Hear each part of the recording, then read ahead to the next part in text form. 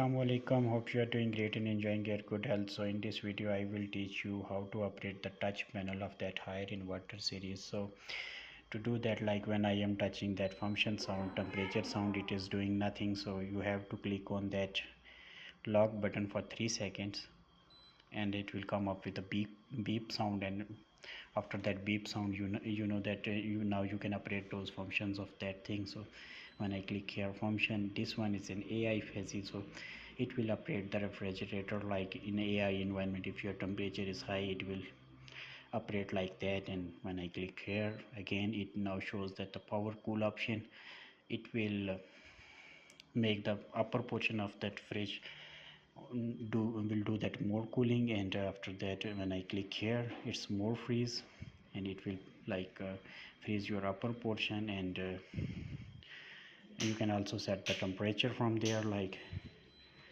you can see that when I click here and nothing on there, then you will see I can set the temperature to 6, 5, 4, 3, 2 or 1. I think 1 is the higher and 7 is the lowest number in this one. So I am going for an power freeze option right now. So you can do the settings of your refrigerator like that. Hope you enjoyed the video, and now you will understand that how to operate that system. Thank you so much.